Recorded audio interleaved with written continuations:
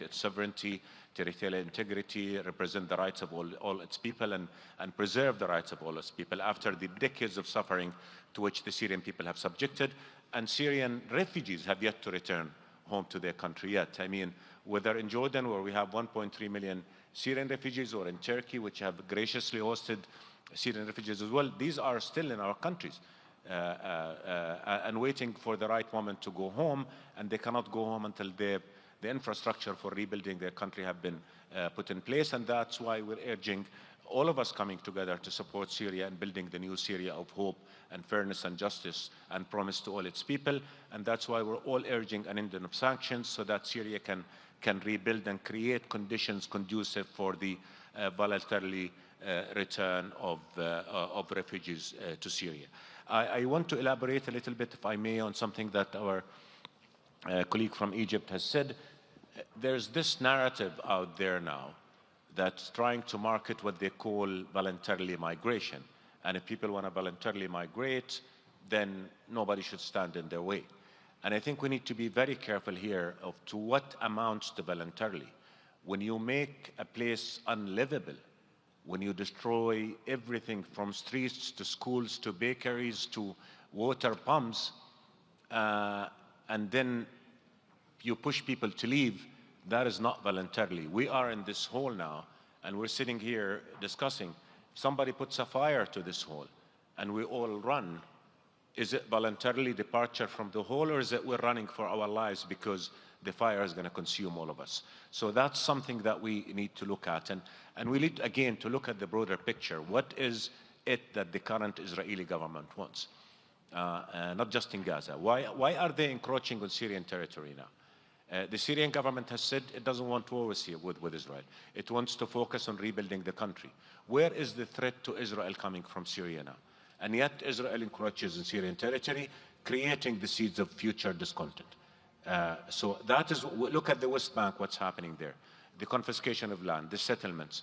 And Hakan asked me about the holy sites, which to us in Jordan is a top priority, and His Majesty has made it very clear that preserving the Arab Muslim Christian identity of Arab Muslim holy sites in Jerusalem is a top priority for Jordan, and we will do everything we possibly can to protect it under the Hashemite custodianship of the holy sites as well. So look at the bigger picture, but be careful with some terms and some disinformation that come out, test balloons or false narrative.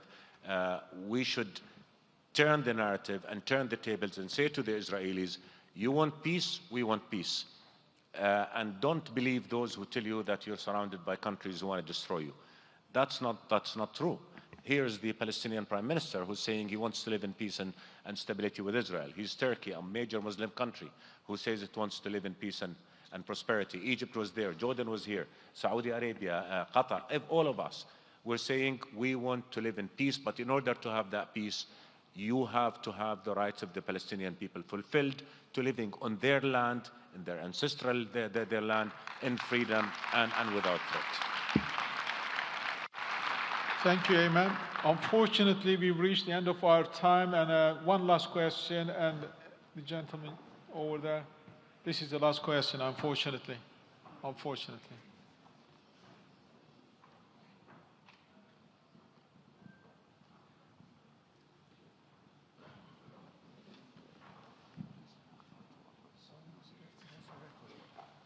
Thank you very much, Excellency Foreign Minister.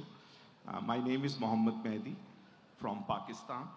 My question is, why have the world's burning issues like Palestine and Kashmir not been resolved through diplomacy?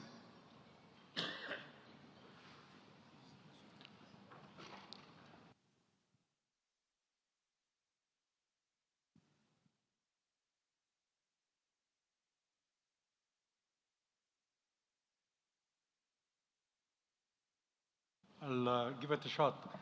Thank you very much, my brother. And of course, diplomacy requires engagement from parties engaged in the conflict, in any conflict.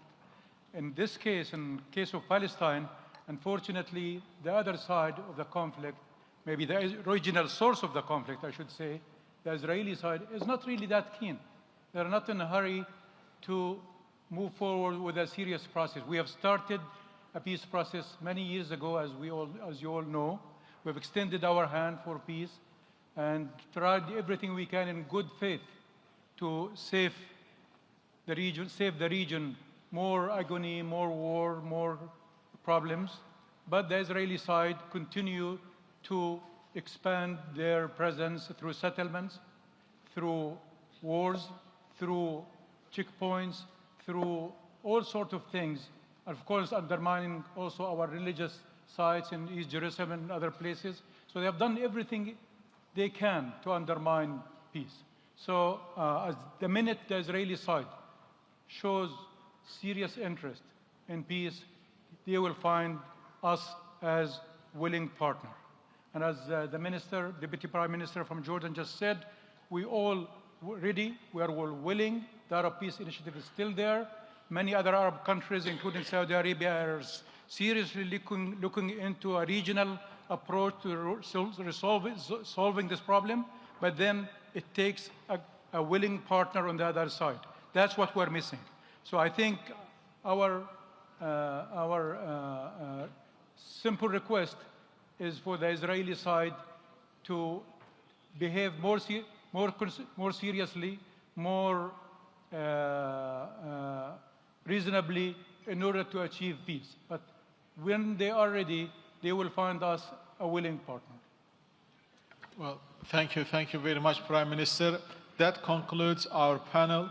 And unfortunately, we have had a limited time, but we try to make best use of it. Thank you very much for your attendance and interest.